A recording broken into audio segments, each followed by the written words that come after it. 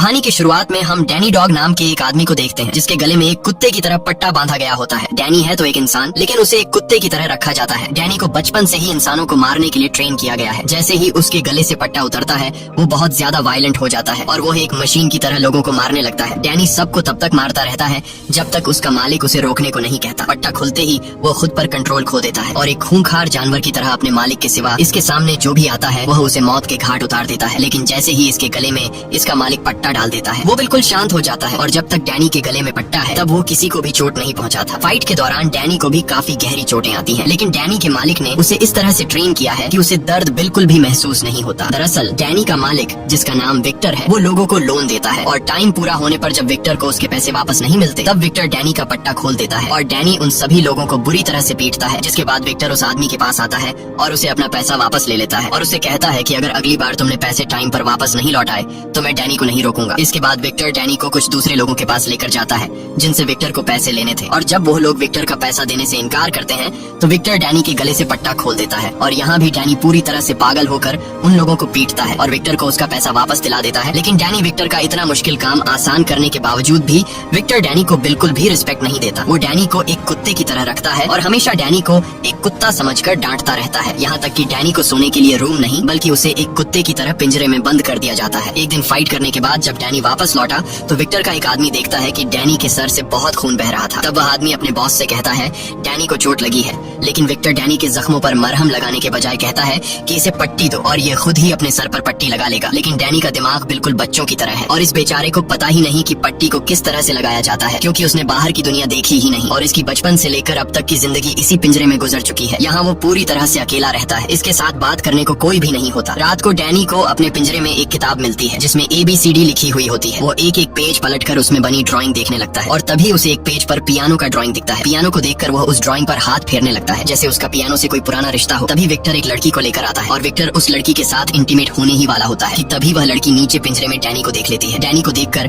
वह लड़की चिल्लाते हुए वहाँ से चली जाती है। इस तरह से विक्टर के पैसे और रात दोनों बर्बाद हो जाते हैं और वह गुस्से में डैनी को गालियां देने लगता है। लेकिन अब डैनी पर विक्टर की बातों का ज्यादा असर नहीं होता क्योंकि उसे अच्छा बुरा कुछ महसूस नहीं होता था। अगले दिन विक्टर डैनी को फिर से काम पर लेकर जाता है। इस बार उसे एक बॉक्सिंग ओनर से पैसा वसूलना था। बॉक्सिंग क्लब के ओनर विक्टर के सामने एक बहुत ही बड़े पहलवान को लाता है। ओनर को लगा कि इस पहलवान को देखकर विक्टर डर के यहाँ से भाग जाएगा, लेकिन जब डैनी ने बॉक्सिंग क्लब के ओनर के कुछ लोगों को उठा कर पटक दिया तब वह पहलवान भी पीछे हट गया और उसने डैनी के साथ लड़ने से इनकार कर दिया। वह पहलवान बॉक्सिंग क्लब के ओनर से कहता है कि बॉस इसे पैसा दे दो वरना डैनी हम सभी को बहुत मारेगा। इसके बाद विक्टर डैनी को लेकर एक बहुत ही बड़े आदमी के पास पहुंचता है और उससे भी विक्टर को पैसे लेने थे। यह आदमी एक बहुत ही बड़ा हीरो का स्मगलर था, इसलिए विक्टर भी बहुत ही शराफत से उस आदमी से पैसे मांगता है। वो आदमी बहुत ही चालाक था और उसे पता था कि अगर डैनी का पट्टा खुल गया तो वो हमें जिंदा नहीं छोड़ेगा, इसलिए वो आदमी डैनी का पट्टा खोलने से पहले ही विक्टर को पकड़ लेता है और बुरी तरह से विक्टर को पीटने लगता है। ये सब कुछ डैनी की आंखों के सामने हो रहा होता है, लेकिन डैनी कुछ भी नहीं करता क्योंकि उसके गले से पट्टा नहीं उतरा था। यहाँ वो आदमी अपने लोगों से कहता है कि पहले विक्टर को मार डालो और उसके बाद डैनी को। यह कहकर वो आदमी वहाँ से चला जाता है और एक दूसरी पार्टी के साथ बिजनेस डील करने लगता है। वहीं विक्टर जैसे तैसे करके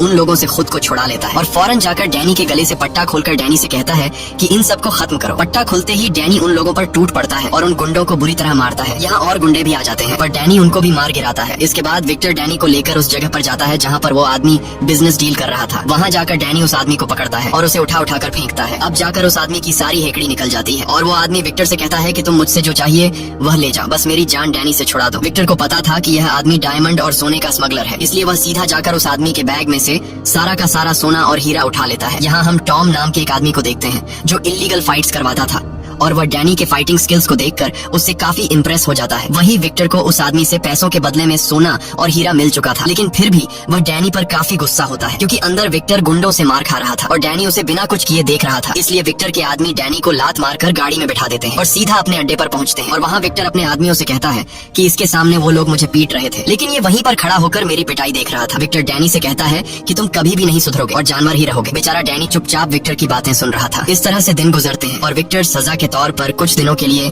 डैनी पर खाना पीना बंद कर देता है। डैनी बेचारा भूखा प्यासा पिंजरे में बंद रहता है। कुछ दिनों बाद विक्टर डैनी को पिंजरे से बाहर निकालता है क्योंकि आज विक्टर को एक आदमी से पैसे वसूलने थे, लेकिन विक्टर अब डर चुका था कि डैनी फिर से कोई गलती न कर दे। इसलिए विक्टर डैनी को पहले उस जगह पर ले जाता है और वहाँ जाकर वह डैनी को समझाता है कि मैं पहले अंदर जाऊंगा और उन लोगों से अपने पैसे वापस मांगूंगा। अगर उन्होंने मुझे पैसे नहीं दिए तो मैं रिमोट का बटन दबा दूंगा जिससे यह लाल बत्ती जल जाएगी और बत्ती जलते ही तुम्हें सीधा अंदर आकर उन लोगों पर हमला कर देना है। और यह सारी बातें विक्टर बार बार डैनी के सामने रिपीट करता लगता है ताकि डैनी के दिमाग में यह बैठ जाए कि जैसे ही लाल बत्ती जलेगी उसे अंदर जाना है। इसके बाद विक्टर अपने आदमियों के साथ अंदर चला जाता है और डैनी सीधा खड़ा होकर उस बत्ती को देखने लगता है। इंतजार करते हुए उसे काफी देर हो चुकी थी पर वह बल्ब जलने का नाम ही नहीं ले रहा था। इसी बीच डैनी की नजर वहाँ रखे एक खराब पियानो पर पड़ती है और डैनी ने कुछ दिन पहले किताब में पियानो की ड्राइंग देखी थी, इसलिए वह सीधा पियानो के करीब जाता है और पियानो को छूने लगता है। तभी पीछे से एक आदमी आता है जिसका नाम सैम है। सैम एक अंधा है और वह एक पियानो टीचर है। साथ ही साथ सैम खराब हुए पियानो को ठीक करने का काम भी करता है और सैम यहाँ उसी पियानो को ठीक करने के लिए आया है। सैम डैनी को अपने पास बुलाता है और डैनी से उसका नाम पूछता है, लेकिन डैनी कोई भी जवाब नहीं देता। सैम डैनी से कहता है कि मैं एक पियानो टीचर हूँ और मैं यहाँ इस पियानो को ठीक करने के लिए आया हूँ, लेकिन यहाँ मुझे तुम्हारी जरूरत पड़ेगी। वह डैनी से कहता है कि मैं पियानो के दूसरे साइड पर जा रहा हूँ, जब मैं बटन दबाने को कहूँ तब तुम पियानो के बटन दबाना। इस तरह से डैनी पियानो बजाता है और पीछे से सैम पियानो का स्वर ठीक करने लगता है। पियानो बजाते हुए डैनी को काफी मजा आ रहा था और इसी चक्कर में उसका ध्यान लाल बत्ती से हट जाता है। इसी बीच सैम डैनी से कहता है कि मेरे कानों में टिक टिक की आवाज आ रही है, क्या तुम्हें भी वो आवाज सुनाई दे रही है? ये सुनकर डैनी फौरन उस बत्ती की तरफ अपनी नजर घुमाता है और देखता है कि वह लाल बत्ती जल बुझ रही है। यह देखकर डैनी दौड़ते हुए सीधा विक्टर के पास पहुंचता है, लेकिन अब काफी देर हो चुकी थी। गुंडों ने विक्टर को पीट पीट कर उसका बुरा हाल कर दिया था। विक्टर अब डैनी पर काफी ज्यादा गुस्सा होता है क्योंकि वह पिछले आधे घंटे से लाल बत्ती जला रहा था।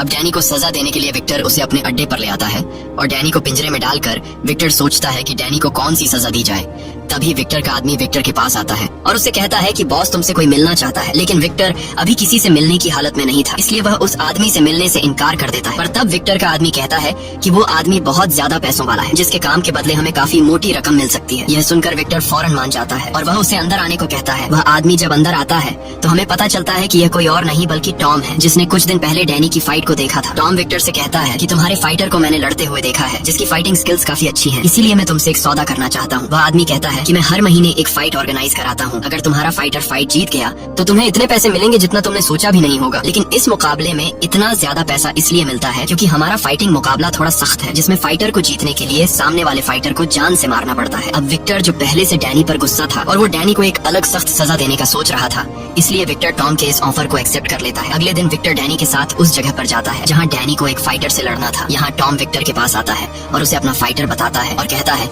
कि पिछले 15 मुकाबलों में इसे कोई नहीं हरा पाया। वह फाइटर काफी लंबा चौड़ा और खूंखार दिख रहा था, लेकिन जब मुकाबला स्टार्ट होता है और विक्टर डैनी का पट्टा खोलकर डैनी से कहता है कि दिखा दे उसे अपनी पावर, ये सुनते ही डैनी जाकर फुल स्पीड से उस फाइटर के गले में 2-3 पंच मारता है और उसे हमेशा के लिए सुला देता है। ये देखकर सभी लोगों के गले में सांसें अटक जाती हैं और टॉम नाम का वह आदमी जो यहाँ का ऑर्गेनाइजर था उसे कुछ समझ ही नहीं आता कि फाइट शुरू होने से पहले ही खत्म हो गई। अब वादे के मुताबिक विक्टर को उसके पैसे मिल जाते हैं, जिन्हें पाकर उसकी खुशी का ठिकाना नहीं रहता क्योंकि यह उसके पूरे साल भर की कमाई थी और उसे अब काम करने की जरूरत नहीं थी। वह कहता है कि अब मैं हमेशा यही फाइट डैनी से करवाऊंगा और ढेर सारा पैसा कमाऊंगा। आज वह बहुत ज्यादा खुश होता है, इसलिए वह डैनी से कहता है कि बता डैनी तुझे क्या चाहिए। डैनी थोड़ी देर चुप रहता है पर फिर वह बोलता है कि मुझे एक पियानो चाहिए। ये सुनकर विक्टर उसका मजाक उड़ाते हुए कहता है कि पियानो का क्या करेगा, चल आज मैं तुझे एक अच्छे से रेस्टोरेंट में खाना खिलाता हूँ और एक लड़की से तुझे मिलवाता हूँ क्योंकि तू कभी भी किसी लड़की के साथ नहीं गया। लेकिन डैनी कहता है नहीं, मुझे सिर्फ पियानो ही चाहिए। अब उनकी बातें चल ही रही होती हैं कि तभी एक ट्रक आकर उनकी गाड़ी से जोर से टकराता है जिससे उनकी कार पलट जाती है। इसके बाद कुछ लोग हथियार लेकर कार से बाहर निकलते हैं और उन पर गोलियों की बारिश कर देते हैं। ये सभी लोग उस गोल्ड स्मगलर के लोग होते हैं जिसे कुछ दिन पहले डैनी ने पीटा था। इस हमले में सभी मारे जाते हैं सिवाय डैनी के, जो उन लोगों से बचकर भाग जाता है और सीधा पहुंचता है उस जगह पर जहां पहले उसकी मुलाकात सैम से हुई थी। सैम वहीं बैठा पियानो ठीक कर रहा था और वह आहट सुनकर समझ जाता है कि यह डैनी है। डैनी बुरी तरह से घायल था और ज्यादा खून बहने की वजह से वह वहीं पर बेहोश हो जाता है। जब डैनी को होश आता है तो वह खुद को एक रूम के अंदर बेड पर पाता है। ये देखकर डैनी बहुत ज्यादा घबरा जाता है क्योंकि उसे बेड पर सोने की आदत नहीं थी और विक्टर ने उसे हमेशा पिंजरे में बंद जमीन पर सुलाया था, इसलिए वह डर कर बेड के नीचे छिप जाता है। कुछ देर बाद वहाँ सैम आता है। उसे तुरंत ही पता चल जाता है कि डैनी डरा हुआ है, इसलिए वह चुपचाप उसका खाना उसके बेड के नीचे रखकर वहाँ से चला जाता है। इसी तरह कुछ दिन बीत जाते हैं पर डैनी अपने कमरे से बाहर नहीं आता। एक दिन जब वह कमरे से बाहर आता है तो वह सैम को पियानो बजाते हुए देखता है, पर जैसे ही सैम की सौतेली बेटी विक्टोरिया अंदर आती है उसे देखकर डैनी डरते हुए फिर से अपने कमरे में भाग जाता है। इसके बाद विक्टोरिया सैम के पास जाती है और उससे पूछती है कि डैनी को क्या पसंद है। तब सैम उसे बताता है कि डैनी को म्यूजिक पसंद है। यह सुनकर विक्टोरिया जल्दी से एक पियानो उठाकर सीधा डैनी के रूम में जाती है। तब डैनी बेड के नीचे छिपा होता है। विक्टोरिया उसे वो पियानो देकर चली जाती है। कुछ देर बाद जब सैम और विक्टोरिया डिनर कर रहे होते हैं तब डैनी खुद पियानो लेकर बाहर आता है। सैम डैनी से कहता है कि आओ हमारे साथ बैठो और सैम डैनी को खाना देता है, लेकिन सैम खाने को बहुत ही अजीब तरीके से खाने लगता है, जैसे कोई इंसान नहीं बल्कि कुत्ता खा रहा हो। यह देखकर विक्टोरिया समझ जाती है कि डैनी को खाने का तरीका नहीं आता, इसलिए डैनी उसे चम्मच से खाना सिखाती है। फिर भी डैनी बच्चों की तरह हरकतें करता है और वह सारा का सारा सूप एक ही सांस में पी जाता है। यह देखकर विक्टोरिया और सैम डैनी पर हंसते हैं। डैनी को कुछ समझ नहीं आ रहा होता कि यह दोनों क्यों हंस हंस रहे हैं। इसीलिए डैनी भी उनके साथ जोर जोर से हंसने लगता है। खाना खाने के बाद जब डैनी अपने रूम में सोने के लिए जाता है तब वहाँ उसके पास सैम आता है और सैम उसके गले से पट्टा निकालने की कोशिश करता है, लेकिन जैसे ही सैम उसके गले की तरफ हाथ बढ़ाता है तब डैनी तुरंत सैम का हाथ रोक लेता है, क्योंकि उसे पता था कि पट्टा निकलते ही वह बेकाबू हो सकता है और कहीं गलती से वह सैम को नुकसान न पहुंचा दे। तब सैम भी उसे ज्यादा फोर्स नहीं करता और कहता है कि जब तुम्हारा मन हो तब तुम अपने गले से पट्टा उतार लेना। अगले दिन सैम डैनी को मार्केट लेकर जाता है ताकि डैनी सीख सके कि लोगों के साथ कैसे घुल मिलकर रहा जाता है। सैम उसे मार्केट में सामान खरीदना सिखाता है। सामान खरीदने के बाद जब यह दोनों घर पहुंचते हैं तब सैम डैनी को खाना पकाना सिखाता है। शाम को सैम डैनी से कहता है कि विक्टोरिया की अब कॉलेज से छुट्टी हो गई होगी, इसलिए तुम जाओ और विक्टोरिया को घर लेकर आओ। इसके बाद डैनी सीधे विक्टोरिया के पास जाता है। रास्ते में विक्टोरिया डैनी को आइसक्रीम खिलाती है और विक्टोरिया उसे सिनेमा में मूवीज देखने ले जाती है और साथ ही साथ विक्टोरिया उसे पियानो बजाना सिखाती है। सैम अपनी जिंदगी से काफी खुश था और अब वह लोगों के साथ घुल मिल रहा था। घर आकर रात को डैनी अलमारी में विक्टोरिया और उसके पेरेंट्स की फोटो देखता है। ये देखकर उसे पता चलता है कि विक्टोरिया सैम की सौतेली बेटी है। पूछने पर सैम उसे बताता है कि विक्टोरिया के पिता की एक कार एक्सीडेंट में मौत हो गई थी और विक्टोरिया का पिता मेरा अच्छा दोस्त था, इसीलिए उसके जाने के बाद विक्टोरिया की माँ और मैंने शादी कर ली। सब कुछ अच्छा चल रहा था, पर एक साल बाद हमारा भी एक्सीडेंट हो गया जिसमें विक्टोरिया की माँ की मौत हो गई और मेरी आंखों की रोशनी चली गई। ये सुनकर डैनी को सैम और विक्टोरिया के लिए काफी बुरा लगता है। इस तरह से दिन गुजरते हैं और डैनी अब खुद को उनके फैमिली का मेंबर समझने लगता है। डैनी अब नॉर्मल होने लगता है, लेकिन अब तक ये दोनों डैनी के गले से उस पट्टे को उतार नहीं पाए थे। एक दिन विक्टोरिया डैनी के पास आती है और उससे बात करते हुए उसके गले में बंधे पट्टे को निकालने की कोशिश करती है, पर जैसे ही उसने उसे छुआ डैनी को डरावने ख्याल आने लगते हैं, क्योंकि पट्टा उतारते ही वह सबको मारने के लिए ट्रेन किया गया था। वह बहुत डरा हुआ था कि कहीं वह विक्टोरिया को चोट न पहुंचा दे। विक्टोरिया उसे कहती है कि तुम अब पूरी तरह से पुरानी यादें भूल चुके हो और बस ये आखिरी चीज है जिसे हटाकर तुम पूरी तरह से आजाद हो जाओगे। ये सुनकर डैनी विक्टोरिया से कुछ नहीं कहता और विक्टोरिया उसके गले से पट्टा उतार लेती है। पट्टा निकालने के बाद डैनी को कुछ नहीं होता। अब डैनी खुद पर काबू पाना सीख गया होता है और डैनी अब पूरी तरह से विक्टर की गुलामी से आजाद हो चुका होता है। अगले दिन सैम डैनी को फिर से अपने साथ मार्केट लेकर जाता है, जहाँ यह दोनों शॉपिंग करने लगते हैं। पर तभी मार्केट में कुछ गुंडे घुसते हैं और वह गुंडे मार्केट में तोड़फोड़ मचा देते हैं, जिसे देखकर मार्केट में मौजूद सभी लोग डर कर भागने लगते हैं, लेकिन डैनी वहीं पर रुका रहता है। और जब वह गुंडे डैनी को मारने आते हैं तब डैनी एक एक करके उन सभी को धूल चटा देता है। वहाँ पर मौजूद सभी डैनी की फाइटिंग स्किल्स देखकर हैरान रह जाते हैं। घर आकर सैम उससे पूछता है कि ये सब तुमने कैसे किया, जिस पर डैनी सैम को अपनी पूरी स्टोरी बता देता है कि कैसे विक्टर नाम के एक आदमी ने मुझे कुत्ते की तरह रखा और मेरे साथ इतनी ज्यादती की। रात को सैम डैनी को अपने साथ काम पर लेकर जाता है, जहाँ वो एक पियानो को ठीक करता है। पियानो को ठीक करते हुए सैम डैनी से कहता है कि जैसे ही विक्टोरिया की पढ़ाई पूरी हो जाएगी हम न्यूयॉर्क वापस चले जाएंगे। यह सुनकर डैनी उदास हो जाता है, क्योंकि उसे लग रहा था कि ये लोग उसे अकेला छोड़कर चले जाएंगे। लेकिन तब सैम डैनी से कहता है कि मैं चाहता हूँ कि तुम भी हमारे साथ चलो, क्योंकि अब तुम भी हमारे फैमिली का हिस्सा हो और तुम्हारे बिना हमारी फैमिली अधूरी है। ये सुनकर डैनी काफी खुश हो जाता है और वो सैम को गले लगकर हाँ कर देता है। काम पूरा करने के बाद सैम डैनी को पैसे देता है और कहता है कि तुमने भी पियानो ठीक करने में मेरी मदद की है, इसलिए पैसों का आधा हिस्सा तुम्हारा है। जाओ, इन पैसों से तुम अपने लिए मार्केट में कुछ खरीद लो। इसके बाद डैनी सीधे शॉपिंग मॉल आता है और वो अपने लिए सामान खरीद लेता है। अब जैसे ही डैनी शॉपिंग मॉल से निकलकर घर जाने लगता है तभी उसके सामने विक्टर का एक आदमी आता है, जिसे देखकर डैनी परेशान हो जाता है और वो आदमी डैनी को पहचान लेता है और डैनी से कहता है कि इतने दिनों से तुम कहाँ थे, हम सबने तुम्हें काफी ढूंढा। अब जब तुम मिल ही गए हो तो चलो मेरे साथ घर चलो, बॉस तुम्हारा इंतजार कर रहे हैं। डैनी अब अपनी इस नई जिंदगी में बहुत खुश था, इसलिए वो जाने से मना कर देता है। ये सुनकर वो आदमी बोला कि अगर तुम वापस नहीं आए तो बॉस तुम्हें ढूंढने के लिए गुंडे भेज देंगे और वो गुंडे तुम्हें किसी तरह ढूंढकर मौत के घाट उतार देंगे, इसलिए तुम्हारा फायदा इसी में है कि मेरे साथ वापस चलो। अब न चाहते हुए भी डैनी वापस विक्टर के पास लौट आता है। विक्टर डैनी को देखकर बहुत खुश होता है, क्योंकि डैनी उसे अमीर बनाने का एक जरिया था। दरअसल विक्टर उस दिन गोलीबारी में बुरी तरह से घायल हो गया था और उसे कई महीनों तक हॉस्पिटल में रहना पड़ता है। डैनी विक्टर के पास आते ही उससे पूछता है कि क्या आप मेरी माँ को जानते हो, जिस पर विक्टर ना में जवाब देता है और कहता है कि तू मुझे एक सड़क के किनारे पर अधमरी हालत में मिला था, मैंने तुझे पाला पोसा और तेरा ख्याल रखा, आज मेरी वजह से तू जिंदा है, नहीं तो तुम उस दिन सड़क के किनारे भूख और प्यास की वजह से मर जाते। विक्टर अपने फायदे के लिए आज डैनी से बड़े ही प्यार से बात करने लगता है, क्योंकि पिछले कुछ महीनों में उसका जो नुकसान हुआ उसकी भरपाई सिर्फ डैनी ही कर सकता था। अगले दिन विक्टर फिर से डैनी के गले में पट्टा लगाकर उसे फाइट के लिए लेकर जाता है, जहाँ उनकी मुलाकात टॉम से होती है। टॉम कहता है कि आज हम फाइट का मजा और भी डबल करने वाले हैं, क्योंकि आज फाइट के दौरान खतरनाक हथियार इस्तेमाल होंगे। टॉम उन्हें एक फाइटर दिखाते हुए कहता है कि आज डैनी को इसके साथ फाइट करना है, जिसने अभी ही कुछ देर पहले एक फाइटर की जान ली है। लेकिन विक्टर को कोई फर्क नहीं पड़ता कि सामने वाला जो भी हो, क्योंकि उसे पता था कि डैनी उसे बड़े आराम से मार देगा। अब यहाँ विक्टर डैनी के गले से पट्टा खोलकर डैनी से कहता है कि पोड़ दे साले को, पर डैनी आज फाइट करने के मूड में बिल्कुल भी नहीं था। वो बोला कि मैं किसी को चोट नहीं पहुंचाना चाहता। यह सुनकर विक्टर को गुस्सा आ जाता है और वो डैनी को धक्का देकर नीचे फाइट रिंग में धकेल देता है। अंदर गिरते ही वो डेडली फाइटर डैनी को मारने के लिए उस पर टूट पड़ता है, पर डैनी उससे लड़ने की बजाय सिर्फ बचने की कोशिश करता है। फाइटर डैनी पर जानलेवा हमले करता है है, लेकिन डैनी सिर्फ उसके वार रोकता है। पर वो फाइटर रुकने का नाम ही नहीं ले रहा था। ऐसा लग रहा था कि आज वो डैनी को मार कर ही रहेगा।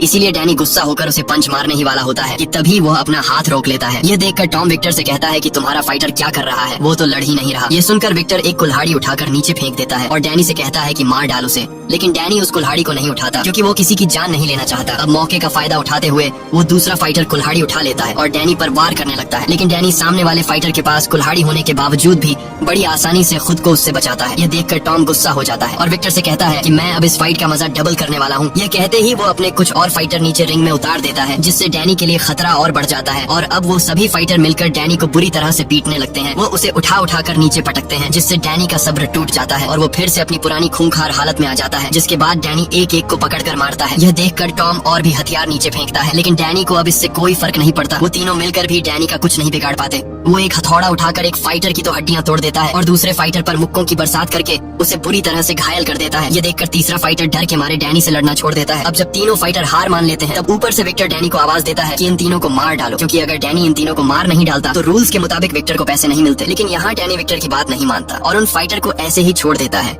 ये देखकर विक्टर बहुत गुस्सा हो जाता है, क्योंकि आज डैनी की इतनी बढ़िया फाइट के बावजूद विक्टर ने 1 रुपया भी नहीं कमाया। गुस्से में विक्टर डैनी को अपने अड्डे पर लेकर जाता है और वहाँ ये लोग डैनी को बुरी तरह से पीटते हैं, क्योंकि आज की फाइट में उसने विक्टर की कोई बात नहीं मानी।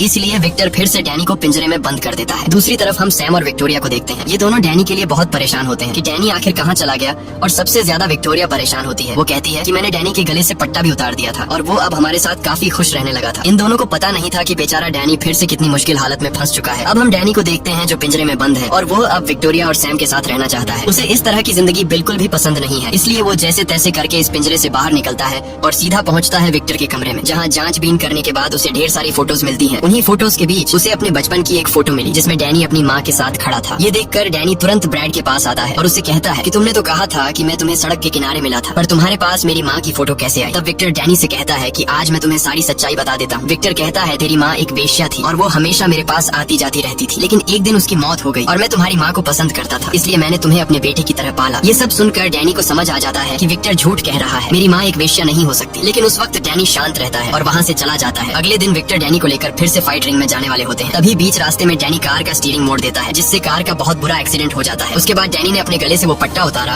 और दौड़कर सैम और विक्टोरिया के घर पहुंचता है। वहाँ वो विक्टोरिया से कहता है कि मुझे मेरी माँ की फोटो मिल गई है। विक्टोरिया जब उस तस्वीर को देखती है तो वो डैनी को बताती है कि तुम्हारी माँ बहुत ही अच्छे परिवार की औरत लगती है और मुझे लगता है कि तुम्हारी माँ एक पियानो टीचर थी, क्योंकि तस्वीर में उसकी माँ पियानो बजाते हुए नजर आ रही थी। सैम भी वहीं पर मौजूद होता है और वो उनकी बातें सुन रहा होता है। तब सैम विक्टोरिया से कहता है कि फोटो में तुम्हें और क्या क्या दिख रहा है? विक्टोरिया तस्वीर को देखकर बताती है कि डैनी की माँ ने यह तस्वीर एक ऑडिटोरियम में खिंचवाई थी। विक्टोरिया सैम को उस ऑडिटोरियम की हर एक बारीकी बता देती है, जिसे सुनकर सैम समझ जाता है कि यह कौन सा ऑडिटोरियम है। जिसके बाद ये तीनों उसी ऑडिटोरियम में पहुंच जाते हैं जहां डैनी की माँ ने यह तस्वीर खिंचवाई थी। वहां एक बूढ़ी लाइब्रेरियन उन्हें बताती है कि यह लड़की सालों पहले चाइना से यहाँ आई थी और वो बहुत ही बेहतरीन पियानो बजाया करती थी, पर एक दिन वो अचानक से कहीं गायब हो गई और उसका एक बेटा भी था और उसके गायब होने के बाद उसके बेटे का भी किसी को कुछ पता नहीं चला। वो बूढ़ी औरत उन्हें उसकी एक और तस्वीर देती है जिसमें डैनी की माँ का चेहरा साफ दिखाई दे रहा था। इसके बाद ये लोग घर वापस आ जाते हैं। रात को जब विक्टोरिया डैनी के कमरे में आई तो उसने डैनी को देखा, जो अपनी माँ की तस्वीर को देखकर उसे याद कर रहा था। ये देखकर विक्टोरिया भी काफी ज्यादा इमोशनल हो जाती है और विक्टोरिया डैनी से उसकी माँ की तस्वीर लेकर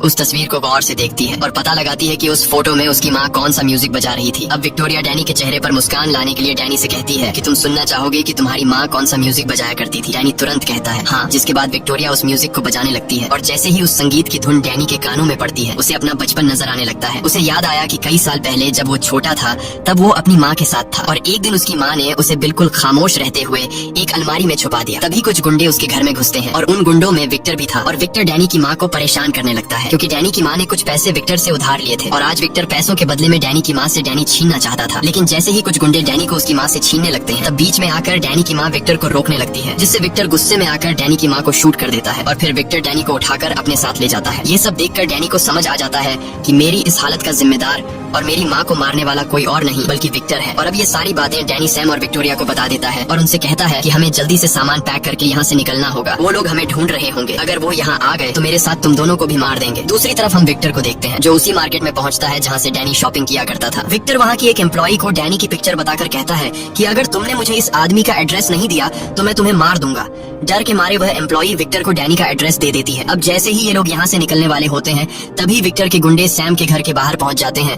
अब डैनी जल्दी से विक्टोरिया और सैम को एक कबर्ड में बंद कर देता है और खुद भागता हुआ उस घर से निकलकर दूसरे घर में चला जाता है ताकि विक्टर को पता न लगे कि डैनी कौन से घर में रहा करता था। बाहर जाकर डैनी उन गुंडों से लड़ने लगता है पर वो गुंडे रुकने का नाम ही नहीं ले रहे थे, मानो विक्टर ने पूरा शहर डैनी के पीछे लगा दिया हो। लेकिन डैनी भी हार नहीं मानता और वह एक एक करके विक्टर के सभी लोगों को मार डालता है। जब विक्टर देखता है कि डैनी ने उसके सभी गुंडों को मार डाला तब विक्टर अपने सबसे खतरनाक फाइटर को डैनी को मारने के लिए भेजता है और इन दोनों के बीच फाइट शुरू हो जाती है। यहाँ दोनों की जबरदस्त फाइट होती है और उस फाइटर के फाइटिंग स्किल से पता चल रहा था कि जैसे वह डैनी की कमजोरियां जानता हो, इसलिए आज डैनी को उसके टक्कर का फाइटर मिला था। वह फाइटर डैनी को मार मार कर उसकी हालत खराब कर देता है। हालांकि डैनी ने भी हार नहीं मानी और वह अपनी आखिरी सांस तक लड़ता रहा। काफी देर तक फाइट होने के बाद आखिरकार डैनी उस फाइटर को भी मार डालता है। अपने सभी फाइटर को मरता हुआ देखकर विक्टर बहुत गुस्सा हो जाता है और अब वह खुद डैनी से लड़ने के लिए आता है और डैनी को देखते ही विक्टर उस पर गोलियां चलाने लगता है। लेकिन डैनी जैसे तैसे खुद को बचाकर वहाँ से भाग जाता है। लेकिन विक्टर भी उसका पीछा नहीं छोड़ता और वह सीधे उस घर में घुसता है जहाँ डैनी विक्टोरिया और सैम के साथ रहता था। विक्टर को वहाँ जमीन पर डैनी का पट्टा मिल जाता है जिसे देखकर विक्टर को पता चल जाता है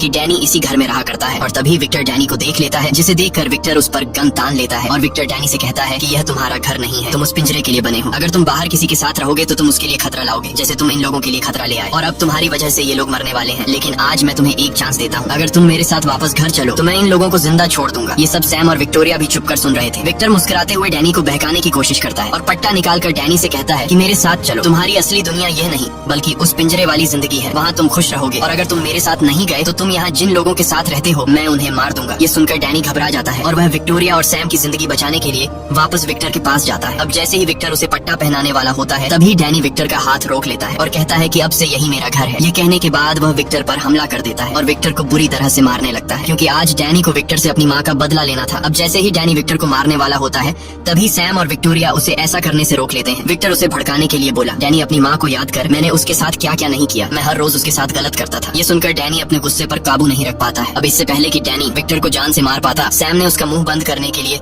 उसके सिर पर फ्लावर पॉट दे मारा जिससे वह बेहोश हो गया। अब डैनी को भड़काने वाला कोई नहीं था इसलिए वह शांत हो जाता है। कुछ देर बाद वहाँ पुलिस आ जाती है और पुलिस विक्टर को पकड़कर उम्र भर के लिए जेल में डाल देती है। इस तरह से दिन गुजरते हैं और डैनी को अब एक नई फैमिली मिल चुकी थी। डैनी अब काफी खुश रहने लगता है क्योंकि अब वो उस नरक जैसी जिंदगी से पूरी तरह से आजाद हो चुका था। मूवी के एंड में हम देखते हैं कि आज विक्टोरिया की म्यूजिक की परफॉर्मेंस देखने के लिए हजारों लोग आए हैं। लेकिन म्यूजिक स्टार्ट होने से पहले विक्टोरिया कहती है कि आज का मेरा ये म्यूजिक मैं अपने एक खास आदमी को डेडिकेट कर रही हूँ। तब डैनी सैम से कहता है कि वो तुम्हारे बारे में बात कर रही है, लेकिन सैम कहता है नहीं, वो तुम्हारे बारे में बात कर रही है क्योंकि तुम उसके लिए सबसे खास हो। इसके बाद हम देखते हैं कि विक्टोरिया उसी म्यूजिक को बजाती है जिसे डैनी की माँ ने लिखा था। ये देखकर डैनी काफी खुश होता है। इसी के साथ ये कहानी खत्म हो जाती है। अगर आपको ये वीडियो अच्छी लगी हो तो हमारे चैनल को सब्सक्राइब और वीडियो को लाइक जरूर कीजिएगा।